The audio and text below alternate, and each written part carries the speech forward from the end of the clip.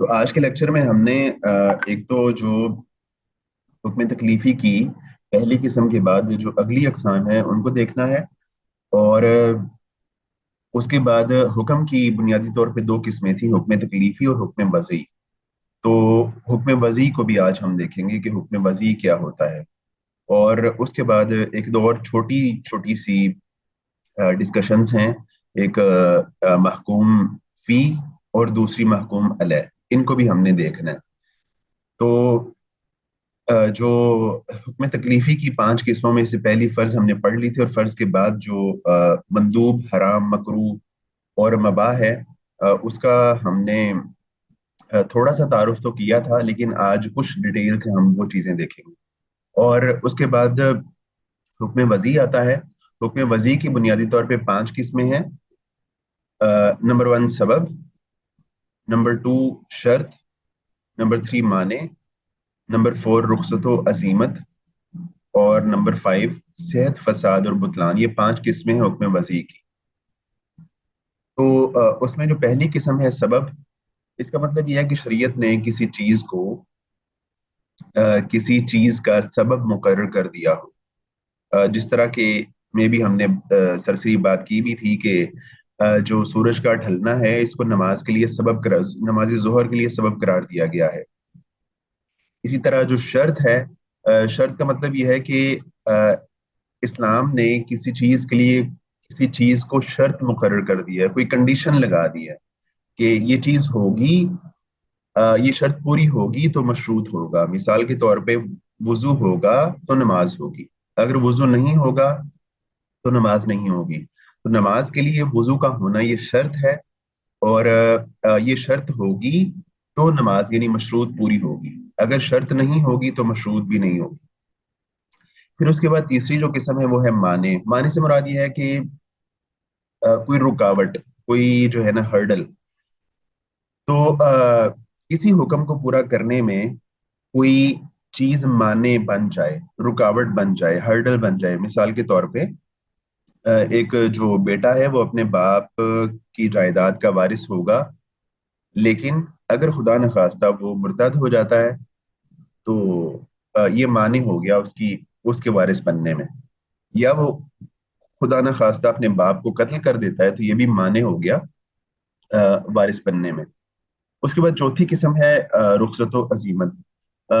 رخصت کہتے ہیں کہ اسلام نے کوئی حکم دیا ہے، لیکن جو ہے اس کو پورا کرنے میں کوئی مشکل پیش آ رہی ہے، تو بعض رخصتیں اسلام نے دی ہے، ریلیکسیشن دی ہے اسلام نے۔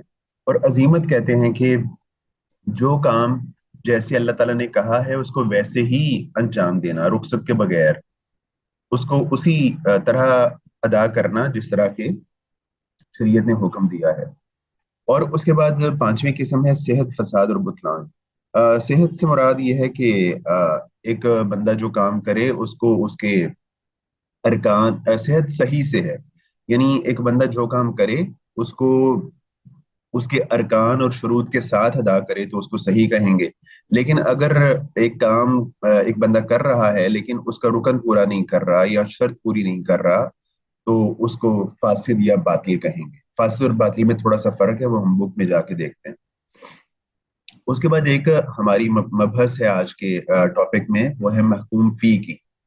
تو محکوم فی سے مراد ہے کہ انسان کا، ایک مسلمان کا کوئی کام، انسان کا کوئی فعل جس کے بارے میں اللہ تعالیٰ نے کوئی حکم نازل کیا ہے، کوئی فعل، کوئی کام ایک مسلمان کا جس کے بارے میں اللہ تعالیٰ نے حکم نازل کیا ہے۔ تو اس کے بارے میں دو چیزیں بہت ضروری ہیں۔ ایک یہ کہ وہ جو حکم ہے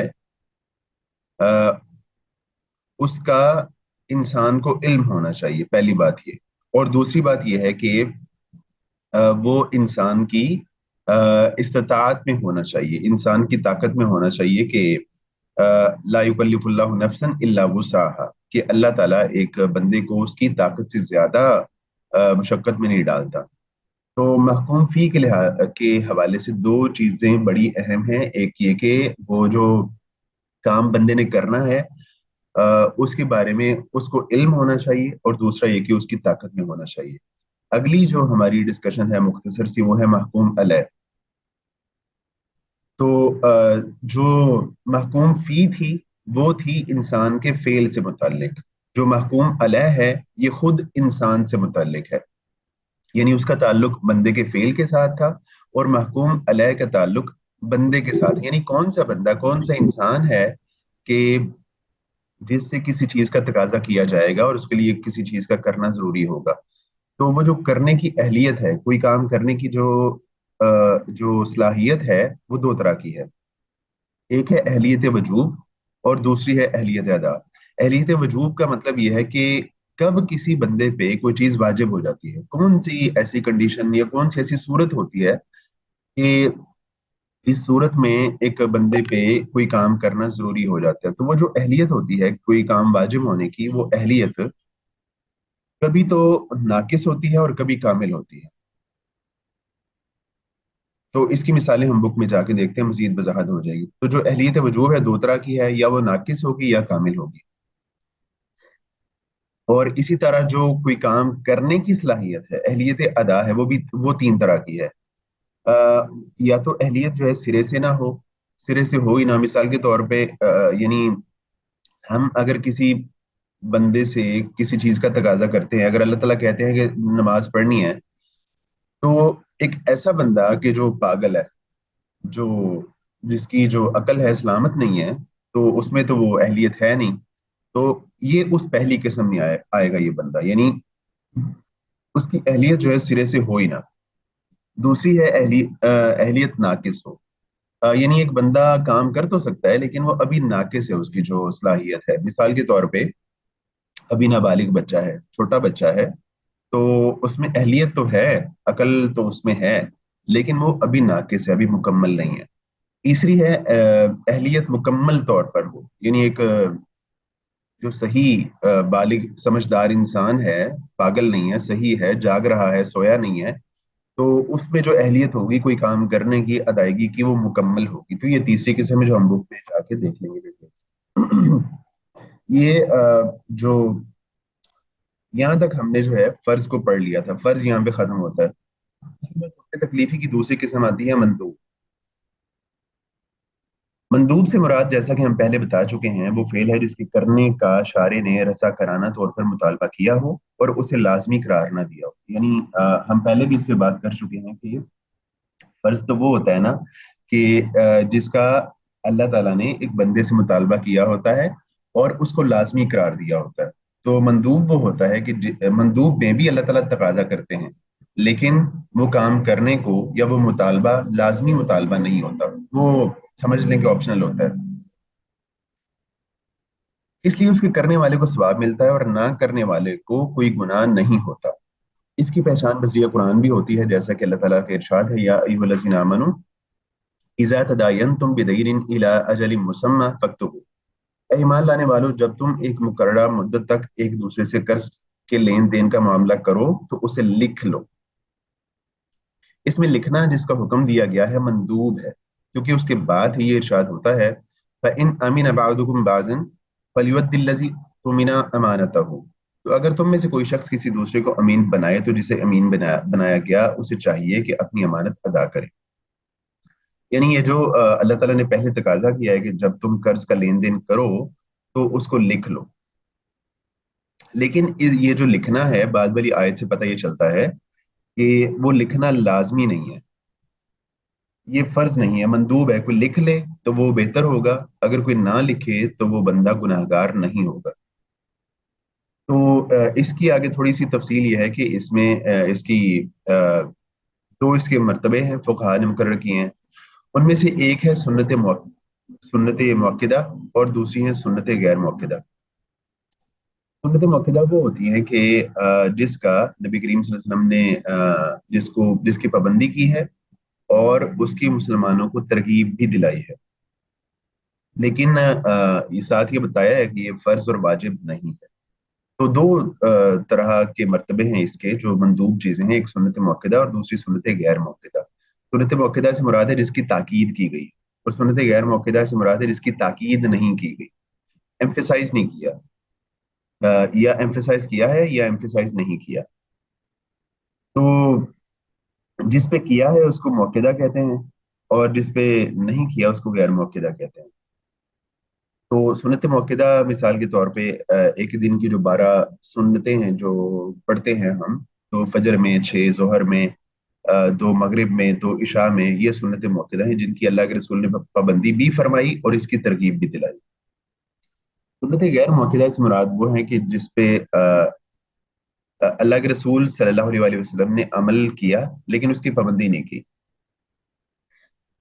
या लोगों को वो काम करते देखा, उस पर कोई एतराज नहीं किया। जैसे असर से पहले की 4 और मगरिब से पहले की 2 रकअतें, ये सुन्नत मौकिदा नहीं है, ये गैर मौकिदा है। कोई पढ़ना चाहे पढ़ ले, जो ना पढ़ना चाहे तो कोई मसला नहीं है। अच्छा जी, उसके बाद हम आगे चलते हैं।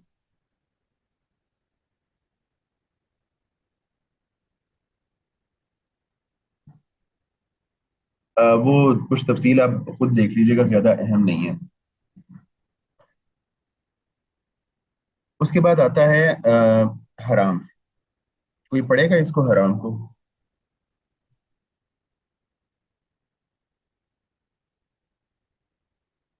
रीड कर देगा आप में से? जी सर, मैं पढ़ देता हूँ। हराम से मुराद, जैसा कि पहले बताया जा चुका है, वो फेल है जिससे लाजमी तौर पर रुकने का शारे ने हुक्म दिया हो, इसलिए इसका इर्तिकाब करने वाला सजा का मुस्तहिक होता है, जैसे जिना, चोरी, शराब का पीना, सूअर का गोश्त खाना, मर्दों का रेशमी लिबास पहनना और सोने की अंगूठी इस्तेमाल करना वगैरह। ये भी आपको मालूम हो चुका है कि हनफिया ऐसे फेल की 2 किस्में करते हैं। एक हराम जिसका सबूत किसी कतई दलील, जैसे कुरान करीम की कोई आयत या इजमा या कोई मुतवातर हदीस से हो, और दूसरी मकरूह तहरीमी जिसका सबूत किसी जन्नी दलील, जैसे अखबार अहाद से हो।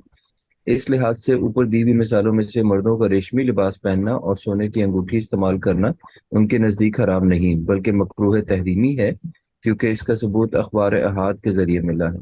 इसके मुकाबले में जना, चोरी, शराब पीना और सूअर का गोश्त खाना उनके नज़दीक हराम काम है, क्योंकि इनका सबूत कुरान करीम के जरिए मिला है। ये बात क्लियर अलबत्ता है, कोई मसला तो नहीं है इसमें? जी सर, वो ये कहते हैं जो चीज़ें कुरान में से मिल जाएंगी वो मकरूह तहरीमी है, और अगर वो सिर्फ हदीस से या नबी सल्लल्लाहु अलैहि वसल्लम के अमल से या सहाबा के अमल से मिलेगा तो उसको मकरूह तो जो तहरीमी नहीं समझ। जो इसकी सोने की अंगूठी पहनना और रेशमी लिबास पहनना, ये फिर मकरूह तहरीमी होगा या हराम होगा? उसको मकरूह तहरीमी कहेंगे, क्योंकि इनका कुरान में हुक्म नहीं है। हाँ बिल्कुल सही है। क्योंकि इसका कुरान में हुक्म नहीं है, हदीस में है, तो इसलिए इसको मकरूह तहरीमी कहेंगे, इसको हराम नहीं कहेंगे। उस वो हराम कहने के लिए वो कहते हैं कि उसकी जो दलील या सबूत है वो मुतवातिर में, कुरान में या सुन्नत मुतवातिरा में होना चाहिए। जो कि ये अखबार अहाद यानी अहादीस में इनका तज़किरा है, तो इसलिए वो इसको हराम नहीं बल्कि मकरूह तहरीमी कहते हैं। जी आप। अलबत्ता वो जमहूर उलमा से इस बात पर इत्तफाक करते हैं कि मकरूह तहरीमी का मुर्तकब भी इसी तरह सजा का मुस्तहिक है जैसे हराम का मुर्तकब। और सब इससे आगे सर लगता है जैसे कुछ अल्फाज मिसिंग है। वो और दूसरे ये कहते हैं कि तकफीर उसी शख्स की जाएगी जो किसी कतई दलील से साबित चीज का इनकार करे, और उस शख्स की तकफीर नहीं की जाएगी जो किसी जन्नी दलील से साबित चीज का इनकार करे। उसे सिर्फ फासिक या गुमराह करार दिया जा सकता है। यानी दोनों। बात। जी सर, बताइए। उनके यहाँ ये बात क्लियर है कि जो है, जो चीज हराम होगी, अ, जो बंदा कोई वो काम करेगा हराम काम, तब भी सजा का मुस्तहिक होगा। और अगर वो चीज मकरूह तहरीमी होगी, अगर एक बंदा वो काम करते तब भी सजा का मुस्तहिक होगा, कोई फर्क नहीं करते वो। लेकिन जब किसी बंदे की तकफीर करनी है ना, तो तकफीर में वो फर्क करते हैं। यानी वो कहते हैं कि जो तकफीर उसकी की जाएगी जो कि उस चीज का इनकार करेगा जो कि कुरान से या तवातुर से साबित है। تکفیر اس کی نہیں ہوگی جو کہ اس چیز کا انکار کرے گا جو مکروہ تحریمی ہے. سمجھ آ گئی بات کی؟ یعنی اگر ایک بندہ کہتا ہے کہ میں اس بات کو نہیں مانتا کہ جو ہے نا سونا پہننا حرام ہے، تو اس بات پہ اس کی تکفیر نہیں کی جائے گی. کیوں نہیں کی جائے گی؟ اس لیے نہیں کی جائے گی کیونکہ وہ اس چیز کا انکار کر رہا ہے کہ جو اخبار احاد سے ثابت ہے. لیکن اگر ایک بندہ وہ انکار کرتا ہے ایسی چیز کا جو تواتر سے ثابت ہے، مثال کے طور پہ ایک بندہ نماز کا انکار کر دیتا ہے، زکوٰۃ کا انکار کر دیتا ہے، تو وہ ان کے نزدیک کافر ہوگا.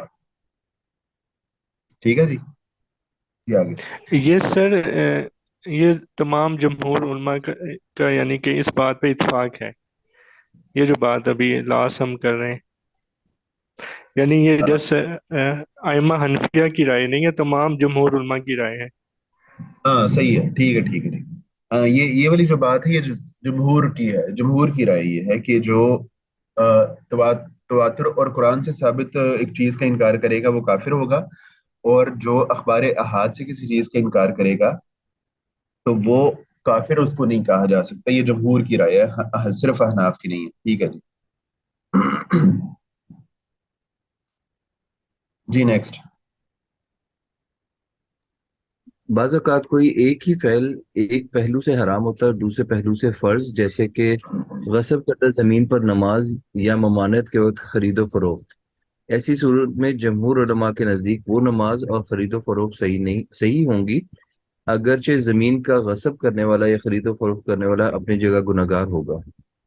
حنبلیہ اور ظاہریہ کے نزدیک یہ نماز اور خرید و فروخت دونوں باطل ہوں گی، اسی طرح جس طرح عید کے دن روزہ رکھنا سب کے نزدیک باطل ہے، کیونکہ ان میں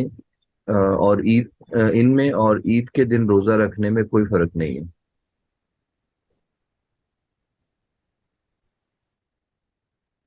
اس کے بعد حکم تکلیفی کی ہم نے مطلب اب 3 قسمیں پڑھ لی ہیں. اس کے بعد چوتھی قسم آتی ہے مکروہ. تو مکروہ سے مراد جیسا کہ پہلے بتایا جا چکا ہے وہ فعل ہے جس سے شارع نے روکا ہو لیکن رکنے کو لازمی قرار نہ دیا. روکا تو ہے شریعت نے لیکن اس کو لازمی قرار نہیں دیا. حرام میں یہ تھا کہ روکا بھی ہے کسی کام سے اور اس کو لازمی بھی قرار دیا کہ لازمی رکنا ہے. لیکن مکروہ میں روکا تو ہوتا ہے لیکن اس کو لازمی قرار نہیں دیا گیا ہوتا، اس لیے اس کے کرنے والے کی مذمت اور نہ کرنے والے کی مدح کی جائے گی، جیسا کہ اللہ تعالیٰ کا ارشاد ہے یا ایھا الذین آمنوا لا تسألوا عن اشیاء ان تبد لکم تسؤکم. اے ایمان لانے والو ان چیزوں کے بارے میں دریافت نہ کرو جنہیں اگر ظاہر کیا جائے تو وہ تمہیں رنج دیں. اور نبی کریم صلی اللہ علیہ وسلم نے فرمایا اللہ تعالیٰ نے تمہارے لیے قیل و قال، سوالات کی کثرت اور مال کے ضیاع کو ناپسند فرمایا. یعنی قرآن میں بھی روکا گیا ہے کہ تم جو ہے نا سوالات ایسے نہ کرو کہ تمہارے سوال کرنے کی وجہ سے کوئی نیا حکم نازل کر دیا جائے. اور نبی کریم صلی اللہ علیہ وسلم نے بھی 3 چیزوں سے منع فرمایا، ان میں سے ایک چیز جو ہے وہ ہے بکثرت سوالات کرنا. اس سے بھی اللہ کے رسول نے منع فرمایا، لیکن یہ جو منع فرمانا ہے اس کو لازمی قرار نہیں دیا. تو ایک بندہ غیر ضروری یا بکثرت سوالات کرنے سے بچے، لیکن اگر اس کو ضرورت ہے تو وہ سوالات کر سکتا ہے، زیادہ سوالات کر سکتا ہے، لیکن یہ کوئی زیادہ پسندیدہ چیز نہیں ہے کہ ایک بندہ بہت زیادہ سوالات کرے.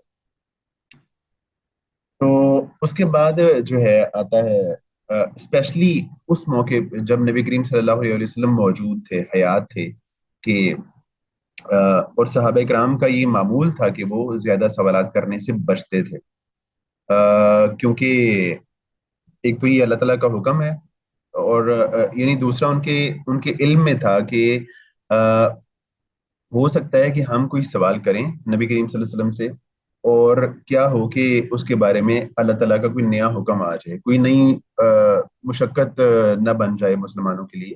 تو اس لیے وہ زیادہ سوالات کرنے سے بچتے تھے صحابہ کرام. اس کے بعد جو ہے اگلی قسم ہے حکم تکلیفی کی، وہ ہے مباح. مباح مطلب کہہ لیں کہ جائز چیز، جائز ہے کسی کام کو کرنا. مثال کے طور پہ کھانا پینا کپڑے پہننا یہ جائز چیز ہے. مباح سے مراد جس کے کرنے یا نہ کرنے کا شارع نے اختیار دیا ہو. اس سے مراد وہ چیز ہے جس کے کرنے یا نہ کرنے کا اختیار ہے بندے کو. اس لیے آدمی کی اس کے کرنے یا نہ کرنے پر نامدہ کی جائے گی. اور نہ مذمت. اگر ایک بندہ وہ کام نہیں کر رہا تو اس کی کوئی مذمت نہیں ہوگی. اگر ایک بندہ وہ کام کر رہا ہے تو اس کی کوئی مدح نہیں کی جائے گی. اسی کو حلال یا جائز بھی کہا جاتا ہے، جیسے کھانا پینا، سونا، اور احرام کے بعد شکار کرنا وغیرہ. اس کی اجازت اللہ تعالیٰ نے اس آیت میں دی، وَإِذَا حَلَلْتُمْ فَاصْطَادُوا، جب تم احرام کھول لو تو شکار کر سکتے ہو. یعنی ایک بندہ اس نے عمرے کا احرام باندھا یا حج کا احرام باندھا، تو احرام کی حالت میں اس پہ جو ہے نا کچھ پابندیاں تھیں. ان میں سے ایک پابندی یہ تھی کہ تم نے حالت احرام میں شکار نہیں کرنا. تو جب اس نے احرام کھول دیا، عمرہ اس نے مکمل کر لیا، یا جو ہے حج میں جو احرام کی پابندیاں وہاں سے آزاد ہو گیا، تو اللہ تعالیٰ کہتے ہیں وَإِذَا حَلَلْتُمْ فَاصْطَادُوا، جب تم نے جو ہے وہ حلال ہو گئے ہو، تم نے احرام اتار دیا ہے، تو اب تم شکار کرو یا شکار کر سکتے ہو. اب اگر ایک بندہ اس کے بعد شکار کرتا ہے تو جو ہے یہ جائز ہے، حلال ہے. اگر ایک بندہ نہیں کرتا تو یہ کوئی مذمت کی بات نہیں ہے کہ ایک بندہ شکار نہ کرے تو اس کی مذمت کی جائے. تو اسی کو مباح کہتے ہیں کہ کوئی چیز حلال یا جائز. اس کے بعد آ جاتا ہے جی حکم وضع. تو حکم وضع کا جس طرح ہم نے کہا کہ 5 قسمیں ہیں: سبب، شرط، معنی، اور جو ہے رخصت و عزیمت، صحت، فساد، بطلان. تو ان میں سے جو پہلی قسم ہے وہ ہے سبب. سبب یا جو ہے ریزن، کوئی وجہ کسی حکم کے نازل ہونے کی. تو سبب سے مراد وہ چیز ہے جس کا شارع نے اپنے کسی حکم کے ہونے پر بطور علامت ذکر کیا، کہ شریعت نے ایک چیز کو دوسری چیز کے لیے علامت بنا دیا ہو کہ اگر وہ ہو تو حکم بھی وجود میں آئے، اور اگر وہ نہ ہو تو حکم بھی وجود میں نہ آئے. جیسے اقیم الصلاۃ لدلوک الشمس، اور سورج کے ڈھلنے پر نماز قائم کرو. میں نماز قائم کیے جانے کے لیے وقت، یعنی یہ جو نماز قائم کیے جانے کے لیے وقت ہے، اس کو شریعت نے ایک سبب بتایا ہے. اس آیت میں وقت سبب ہے اور نماز کا قائم کرنا شرعی حکم. اگر سورج کے ڈھل جانے کا وقت ہو گیا تو نماز قائم کی جائے گی، ورنہ نہیں. جب تک سورج نہیں ڈھلے گا، سورج ڈھلنے کا وقت نہیں ہوگا، تب تک جو شریعت کا حکم ہے وہ وجود میں نہیں آئے گا.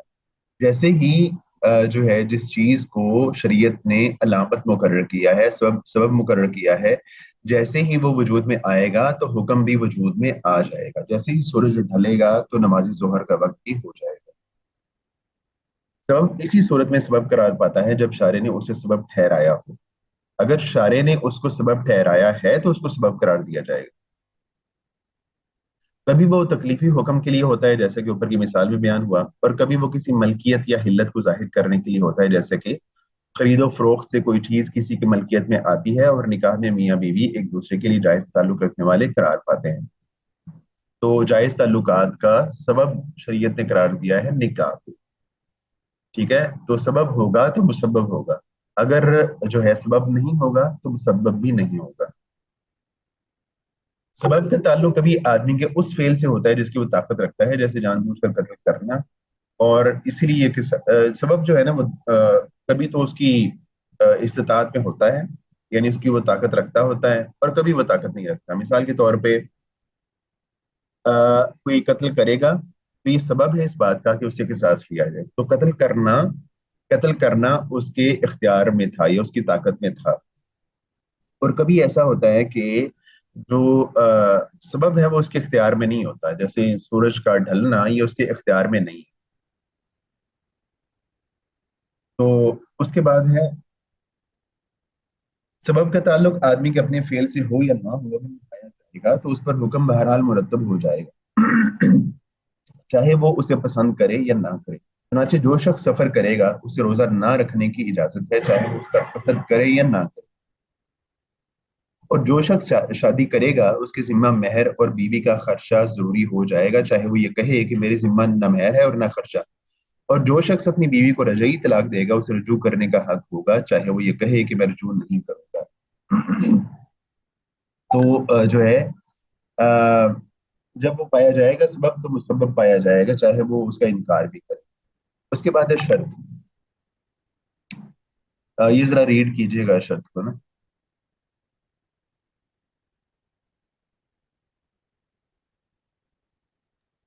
जी सर।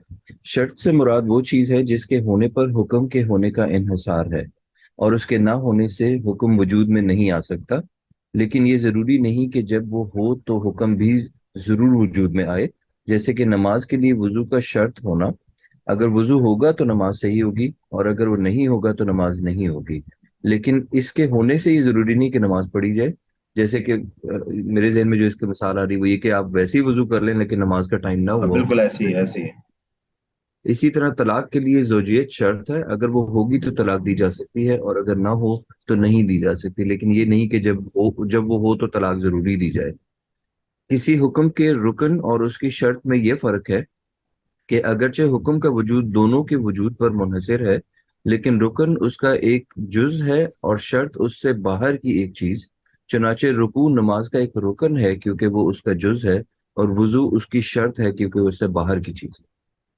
सही है, यानी जो शर्त होती है उस पे किसी हुक्म का जो है ना इन्हिसार शर्त पे होता है। अगर शर्त होगी तो जो मशरूत है वो वजूद में आएगा। अगर वजू होगा तो नमाज होगी, अगर वजू नहीं होगा तो नमाज नहीं होगी। लेकिन इसका मतलब यह नहीं है कि जब शर्त भी हो तो लाजमी लाजमी मशरूत पे भी अमल करना है। यानी मशरूत है नमाज और शर्त है वजू। नमाज के लिए वजू का होना शर्त है, लेकिन शर्त के लिए मशरूत का होना जरूरी नहीं है। यानी अगर एक बंदे ने वजू किया है तो अब उस पे लाजिम या फर्ज नहीं है कि वो नमाज भी पढ़े। एक बंदा वैसे भी वजू कर सकता है। तो मशरूत के लिए शर्त का होना जरूरी है, लेकिन ये बात जरूरी नहीं है कि जब शर्त भी हो तो लाजमी मशरूत वजूद में आए। जब जरूरी नहीं है कि एक बंदे ने वजू किया है तो लाजमी वो नमाज भी पढ़े, वो वैसे भी वजू कर सकता है। तो इसी तरह अ, जो शर्त होती है ना वो एक हुक्म के बाहर की चीज होती है, और जो रुकन होता है वो उस हुक्म के अंदर की चीज होती है। यानी मिसाल के तौर पे वजू ही है, वजू का ताल्लुक नमाज से है, लेकिन ये नमाज के अंदर की चीज नहीं है। नमाज के जो अरकान और नमाज के जो अफाल हैं, बंदे ने क्याम करना है, रुकू करना है, सजदा करना है, वो अंदर की चीजें वो अलग हैं, और वजू जो है ये एक बाहर की चीज है। तो शर्त जो होती है वो बाहर की चीज होती है, और जो रुकन होता है, रुकन वो हुक्म के अंदर की चीज होती है। यानी जिस तरह के क्याम करना, क्याम करना, आखिरी तशहुद, सजदा, रुकू, ये सारे जो है ना अरकान हैं नमाज के। तो इनके बारे में ये भी है कि अगर रुकन रह जाए तो वो जो रकत होती है वो काउंट नहीं होती। मिसाल के तौर पे अगर एक बंदे का रुकू मिस हो गया या एक बंदे का एक सजदा मिस हो गया, तो वो वाली जो रकत होगी वो काउंट नहीं होगी, उसको रिपीट करना पड़ेगी और सजदे साहब करना पड़ेगा। या अगर एक बंदे का क्याम मिस हो गया तो वो जो रकत है वो सिर्फ सजदे साहब से जो है उसका कफारा नहीं होगा, बल्कि उसको वो रकत रिपीट करके सजदे साहब करना पड़ेगा। तो वो जो शर्त है वो बाहर की चीज होती है, और जो रुकन होता है वो अंदर की चीज होती है। ये आगे तीसरी किस्म है माने। माने से मुराद वो चीज है जो जब पाई जाए तो जरूरी है कि हुक्म पर अमल ना किया जाए। चुनाचे जब रिश्तेदारी हो तो विरासत भी होती है, लेकिन उस विरासत पर अमल नहीं किया जा सकता जब वारिस का दीन दीन। मोरस मुख्तलिफ हो। तो यहाँ दीन का इख्तलाफ वरासत में माने हुआ। इसी तरह अगर वारिस मोरस को कत्ल कर दे तो वो उसकी वरासत नहीं पा सकता। इसकी मिसाल में माने कत्ल है। हाँ, तो जो तीसरी किस्म है वो है माने। तो एक हुक्म पर जब वो माने पाया जाएगा तो हुक्म पर अमल नहीं किया जाएगा। विरासत की मिसाल है कि वारिस बनेगा बेटा, लेकिन उस सूरत में वारिस नहीं बनेगा जब वो जो है दीन छोड़ देता है, खुदा ना खास्ता मुर्तद हो जाता है, इस्लाम छोड़ देता है। तो इस सूरत में उस हुक्म पर अमल नहीं किया जाएगा। अब ये रुकावट आ गई, माने आ गया, तो अब हुक्म पे अमल नहीं होगा। जी आगे।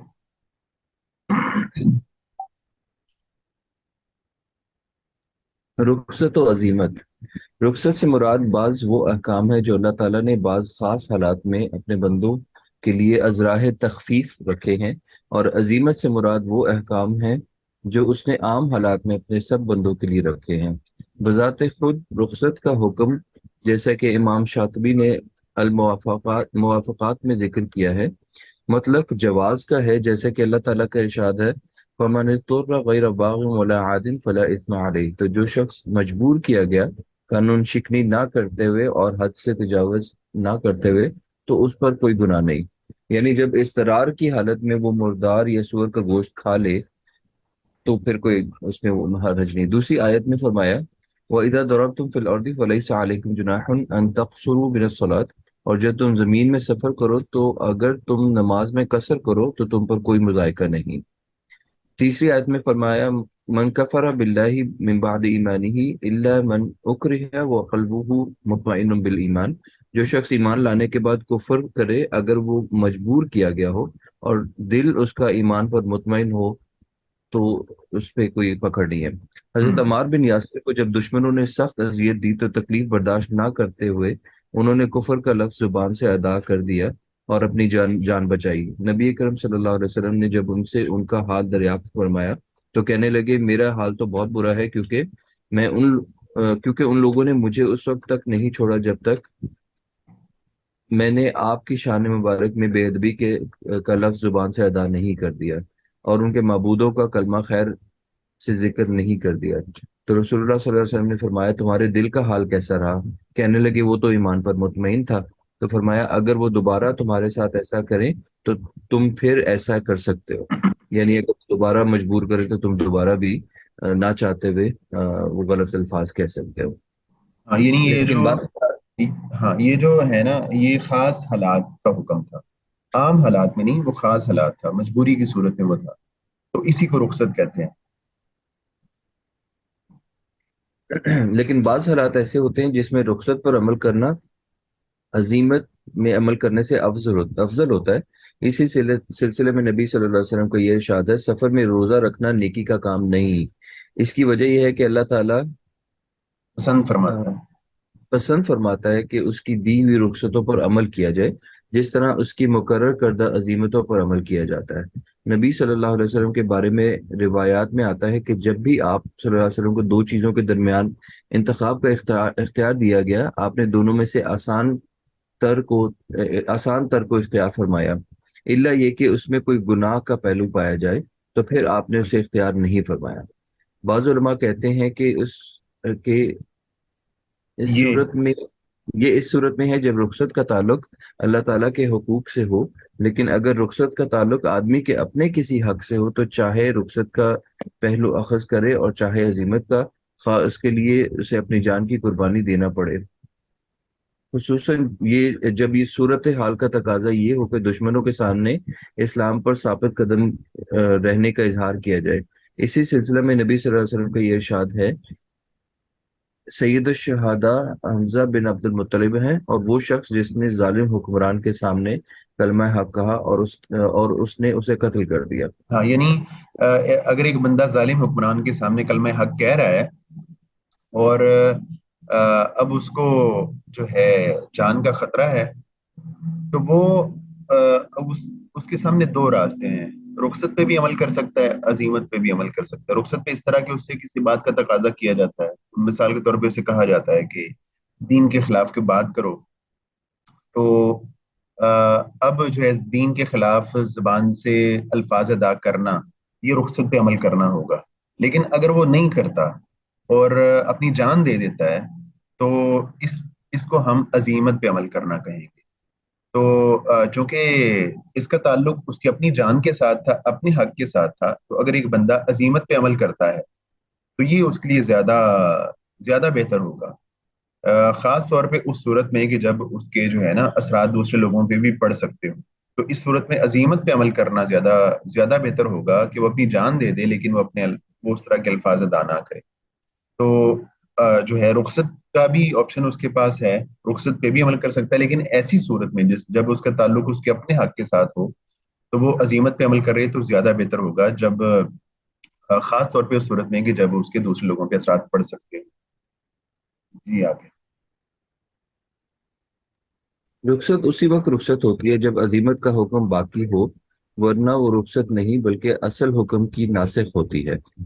इस लिहाज से हनफी उलमा की ये गलती कि उन्होंने रुखसत की दो किस्में की हैं, रुखसत तरफिया और रुखसत इसकात। इसके बाद वो ये कहते हैं कि रुखसत तरफिया के साथ अजीमत का हुक्म बरकरार रहता है। जैसे वो शख्स जिसे कलमा कुफर जुबान से अदा करने या रमजान में रोजा तोड़ने पर मजबूर कर दिया जाए, अगर इंसान अपना फेल इस तरह अंजाम दे कि उसके तमाम अरकान और शराइत भी पूरे हों, तो उसके फेल को सही कहा जाएगा। और अगर वो उससे अंजाम तो दे लेकिन उसका कोई रुकन रह जाए या उसकी किसी शर्त को पूरा ना किया जाए, तो उस फेल को गैर सही कहा जाएगा। गैर सही फेल को बातिल या कलदम भी कहते हैं, और फासिद या खराब भी, क्योंकि इन दोनों का मतलब एक ही है। इसलिए जमहूर उलमा के नज़दीक इन दोनों के होते हुए उस पर कोई शरई असर मुरतब नहीं हो सकता, चाहे वो फेल इबादत से ताल्लुक रखता हो जैसे नमाज और रोज़ा, और चाहे मामलात से जैसे निकाह, तलाक, खरीदो फरोख्त और माली मुआहदों की मुख्तलिफ सूरतें। हनफिया का जमहूर से इस हद तक तो इत्तेफाक है कि अगर फेल इबादत से ताल्लुक रखता है तो उस पर कोई शरई असर मुरतब नहीं हो सकता, चाहे वो बातिल हो या फासिद। लेकिन अगर फेल का ताल्लुक मामलात से है तो बातिल होने की सूरत में उस पर कोई शरई असर मुरतब नहीं होता, लेकिन फासिद होने की सूरत में उस पर बाद शरई असरात मुरतब हो सकते हैं। उनके नज़दीक कोई फेल बातिल उस वक्त होता है जब उसमें उसका कोई रुकन रह जाए, और फासिद उस वक्त जब उसमें उसकी कोई शर्त रह जाए। इस लिहाज से वो कहते हैं कि महरमात में से किसी से निकाह करने में तो निकाह बातिल होगा क्योंकि खलल उसके अरकान में वाक़ हुआ है, लेकिन बगैर गवाहों के निकाह में निकाह बातिल नहीं होगा बल्कि फासिद होगा। और फासिद पर बाज शरई असरात मुरतब हो सकते हैं क्योंकि खलल उसकी शराइत में वाक़ हुआ है। ऐसा निकाह करने वाला चाहे कितना गुनाहगार हो, लेकिन उसके निकाह को निकाह माना जाएगा और उस पर बाद शरई असरात मुरतब होंगे, जैसे कि औरत को महर दिया जाएगा और वो इज्जत अगर गुजारे। अगर जो है वो अ, इसके बगैर वो निकाह करता है, गवाहों के बगैर निकाह करता है, तो ये गलत काम तो उसने किया है, लेकिन ये काम फासिद है। फासिद इसलिए है कि उसके ना शुरूत में मसला आया है। गवाहों का होना निकाह के लिए शर्त है। तो वो कहते हैं कि जब शर्त नहीं होगी ना, तो निकाह तो गलत होगा, लेकिन उस निकाह को हम मान मान लेंगे, निकाह बाकी हो जाएगा। लेकिन अगर एक बंदा खुदा न खास्ता मुहर्रमात में से किसी किसी महरम अपनी से निकाह कर लेता है, तो ये मसला चूंकि उसके रुकन में वाक़ हो गया है, तो अब ये वाला निकाह सही निकाह नहीं काउंट होगा। उसके बाद हमारी जो अगली बहस आती है वो है महकूम फी की। महकूम फी का, जिसका हमने कहा कि वो चीज होती है, इंसान का वो फेल इंसान का वो फेल है जिससे कोई शरी हुक्म मुतालिक हो, यानी फेल से मुतालिक अल्लाह ताला ने कोई हुक्म नाजिल किया है। तो उसके लिए जरूरी है कि इंसान को उसका उस फेल का पूरी तरह इल्म होना चाहिए। पहली बात यह है कि उसका पूरा इल्म होना चाहिए। और दूसरी बात यह है कि वो जो फेल है जो उसने करना है, जिसके बारे में अल्लाह ताला ने हुक्म नाजिल किया है, वो उसकी इस्तिताअत में होना चाहिए, क्योंकि अल्लाह ताला का इरशाद है, ला नुकल्लिफु नफ्सन इल्ला वुसअहा, कि हम किसी जान पर उसकी ताकत से बढ़कर बार नहीं डालते। इसलिए लेकिन इसलिए जरूरी नहीं ठहरता कि शरीयत जिस फेल का हुक्म दे या जिस फेल से वो मना करे, उसमें सिरे से कोई मुशक्कत ही ना पाए। यानी पहली चीज है कि जिसके बारे में अल्लाह ताला ने कोई हुक्म नाजिल किया है, पहली बात यह है कि वो उसके इल्म में होना चाहिए, उसको पता होना चाहिए कि मैंने ये काम करना है, मेरे लिए ये हुक्म है। अगर एक बंदे के इल्म में नहीं है, तो वो उसका मुकल्लफ नहीं है। दूसरी चीज ये है कि वो उसकी ताकत में होना चाहिए, क्योंकि अल्लाह ताला किसी इंसान की जो उसकी इस्तात है, ताकत है, उससे बढ़कर बोझ नहीं डालते। लेकिन इसका मतलब ये नहीं है कि जो है जो शरीयत के अहकामात हैं उनमें सिरे से कोई मुशक्कत हो ही ना। मुशक्कत तो होती है। जाहिर है कि एक बंदे ने अगर 5 टाइम नमाज पढ़नी है, तो उसमें मुशक्कत तो है, इसमें तो कोई इनकार नहीं है। उसने अगर सर्दी का मौसम है, तो उसने मतलब वुजू करना है, उसका दिल नहीं कर रहा वुजू करने को, मुशक्कत तो है इसमें। तो लेकिन जो है यहाँ बात हो रही है ऐसी तकलीफ की, ऐसी मुशक्कत की जो इंसान के बस से ही बाहर हो, इंसान की इस्तात से ही बाहर हो। तो वो ऐसी मुशक्कत में अल्लाह ताला बंदे को नहीं डालते। तो अलबत्ता मुशक्कत की दो किस्में हैं। एक वो मुशक्कत जिसे उमूमन लोग बर्दाश्त करते हैं, اور وہ ان کی حدود طاقت میں ہوتی ہے۔ یہی وہ مشقت ہے جو ہر اس فعل میں پائی جاتی ہے جس کے کرنے اور اسے رکنے کا شریعت نے حکم دیا ہے۔ تو سر مشقت ہوتی ہے۔ جی سر جو علم نہ ہونے سے ریلیٹڈ ہے، کیا اس میں جہل اور نسیان دونوں شامل ہیں؟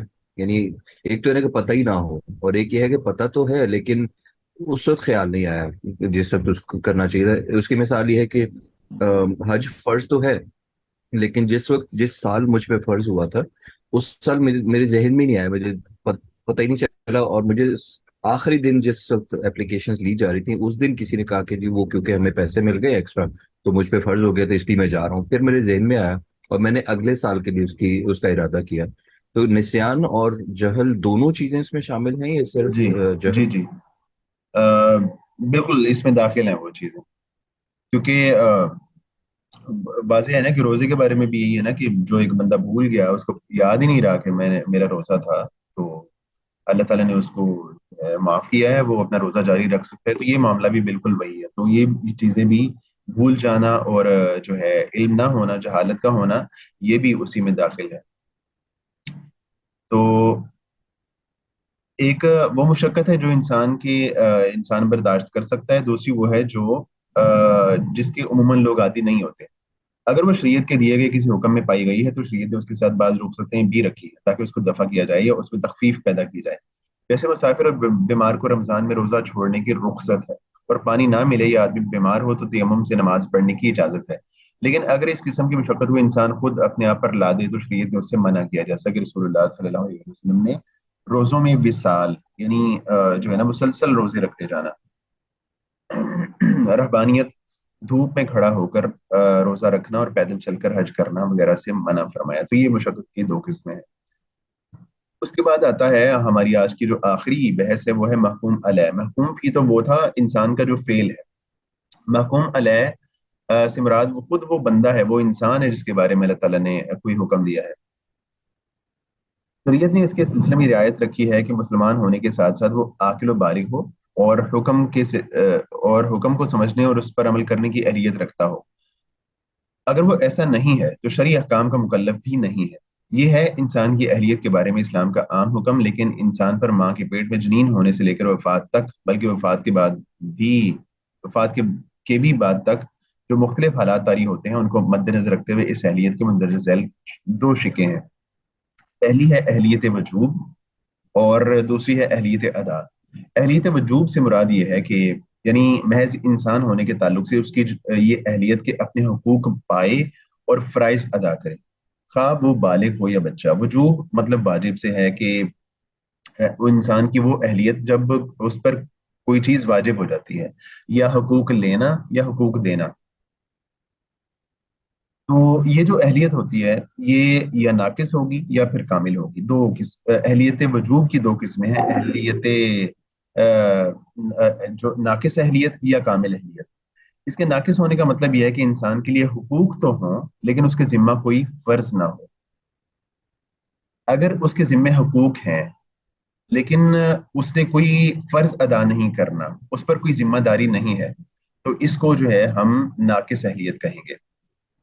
یا یہ ہے کہ اس کے ذمہ فرائض ہوں لیکن اس کے لیے کوئی حق نہ ہو، یعنی دو چیزیں ہیں نا، ایک حقوق اور ایک فرائض۔